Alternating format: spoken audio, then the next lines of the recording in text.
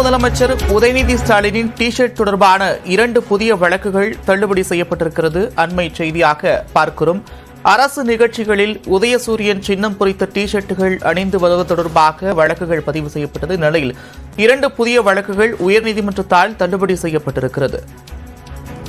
துணை முதலமைச்சர் உதயநிதி ஸ்டாலினின் டி ஷர்ட் தொடர்பான 2 புதிய வழக்குகள் உயர்நீதிமன்றத்தால் தள்ளுபடி செய்யப்பட்டுள்ளது.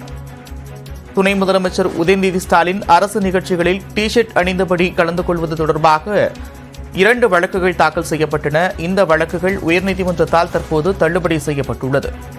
கூடுதல் விவரங்களோடு செய்தியாளர் மதன் இணைக்கிறார். மதன், விவரங்கள்.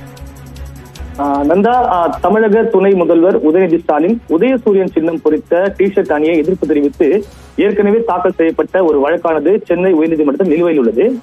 இந்த நிலையில் முதலமைச்சர், துணை முதலமைச்சர், அமைச்சர்களுக்கு ஆடை விதிகள் வகுக்க வேண்டும் என்று புதிதாக 2 மனுக்கள் தாக்கல் செய்யப்பட்டது.